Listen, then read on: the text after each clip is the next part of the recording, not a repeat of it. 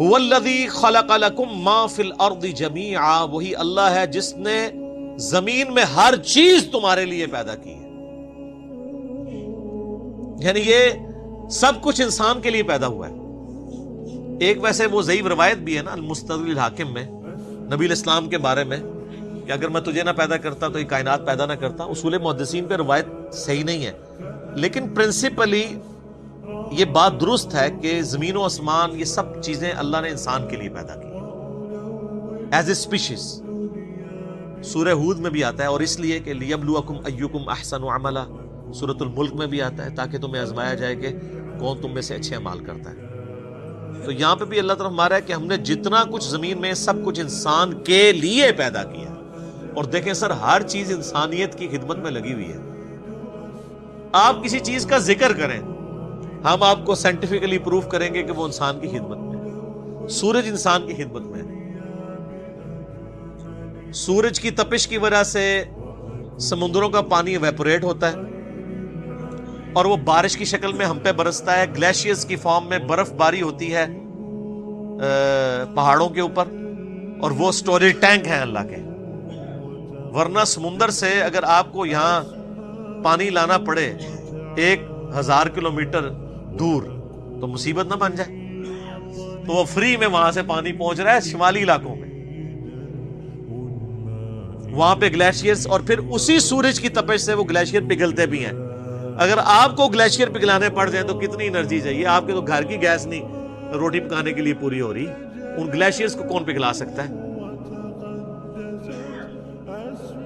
اور پھر وہ جب گلیشیئرز پگھلتے ہیں تو زمین کے اوپر بھی دریا چلتے ہیں اور زمین کے نیچے بھی سوتوں میں دریا چلتے ہیں. سینکڑوں تربیلا ڈیم کے برابر تو پنجاب صرف زمین سے پانی نکال رہا ہے، وہ اللہ کے بنائے ہوئے ڈیم ہے.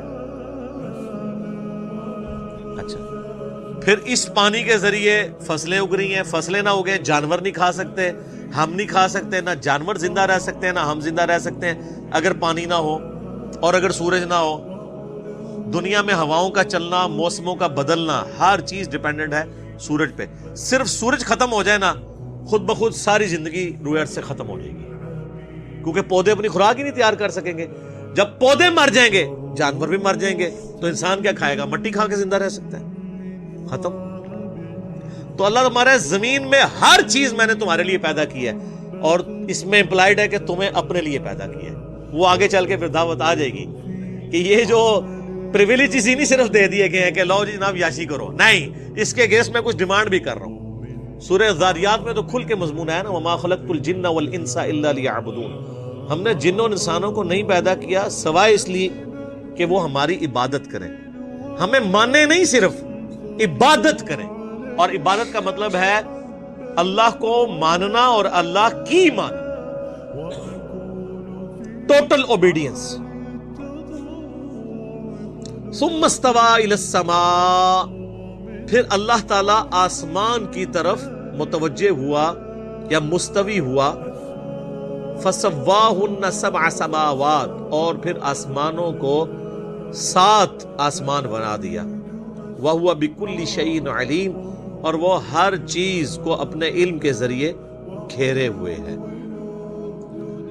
اب یہ پورا بریک اپ پھر آگے جا کے سورہ ہود میں، سورہ حامیم السجدہ میں آئے گا کہ 6 دنوں میں اللہ تعالیٰ نے جو ہے وہ زمین و آسمان کو پیدا فرمایا اور جتنے ریسورسز رکھے. اس کے اوپر میرا ایک کلپ بھی ریکارڈڈ ہے، یوٹیوب پہ اپلوڈڈ، آپ دیکھ سکتے ہیں.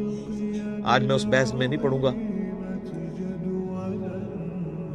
تو یہ جو استوا الی السماء ہے، ہم اس کو اللہ کے سپرد کرتے ہیں کہ جیسا کہ اس کی شان کے لائق ہے اس کا بلند ہونا. اس کی کیفیت میں ہم نہیں پڑھ سکتے، یہ متشابہات میں سے ہے.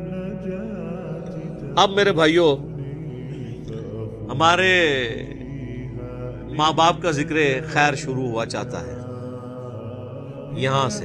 یہ ہے امپورٹنٹ رکوع. پہلے 3 رکوعوں میں تو اللہ تعالیٰ نے سب کچھ کور کیا. پہلے انسانیت کی جو 3 کیٹیگریز ہیں ان کو ایڈریس کیا. کون کون سی؟ مؤمن، کافر اور منافق. اور اس کے بعد قرآن حکیم کو اس اعتبار سے پیش کیا کہ کوئی کتاب ایسی پیش کر سکتے ہو تو پیش کرو، تم عاجز آ جاؤ گے، یہ اللہ کی طرف سے نازل ہوئی ہے. پھر اس کتاب کے پیدا اس کو بھیجنے والے نے اور ہمیں پیدا کرنے والے نے ہمیں کیوں پیدا کیا، اس کتاب کو بھیجنے کا مقصد کیا تھا. پھر بنیادی بات سے یعنی چیزوں کا آغاز کیا کہ اللہ تعالیٰ نے تمہیں زندگی دی ہے، 2 موتیں اور 2 زندگیاں، اور اس کے بعد زمین پہ اس نے تمہیں بسایا ہے. یہ میریکل پلانٹ تمہارے لیے بنایا ہے. یہاں پہ اللہ نے اس کو اس قابل بنایا کہ یہاں پہ تم زندہ رہو. اور یہ تو میں موٹی موٹی ابھی باتیں کر رہا ہوں نا، یہ تو 1 گھنٹہ بولا جا سکتا ہے. سائنٹسٹ اسے کہتے ہیں fine tuning. Millions of fine tuning صرف روئے ارض کے اوپر ہے، ملینز میں، کروڑوں کی تعداد میں. ان میں سے ایک فائن ٹیوننگ بھی ڈسٹرب ہو جائے نا، صرف سورج اور زمین کا فاصلہ ڈسٹرب ہو جائے نا، تب بھی یہ زمین پہ ساری مخلوقات تباہ و برباد ہو جائے گی. یا بہت سردی ہو جائے گی یا بہت گرمی ہو جائے گی، دونوں شکل میں یہاں پہ کوئی نہیں زندہ چیز رہ سکتی. پھر یہاں پہ پانی کی فزیکل پراپرٹیز، ہر پراپرٹی ایک فائن ٹیوننگ ہے. کیمیکل پراپرٹیز، فضا کے اندر آکسیجن اور نائٹروجن کی جو مقدار ہے، پھر آکسیجن کی اپنی پراپرٹیز. صرف آکسیجن ہی آپ ختم کر دیں سب کچھ ختم. تو یہ ہر ایک فائن ٹیوننگ ہے. میں نے اس کے اوپر ایک ویڈیو ریکارڈ کروائی تھی، مسئلہ number 60، Who is Allah in the light of latest scientific facts. اللہ کون ہے جدید سائنسی حقائق کی روشنی میں.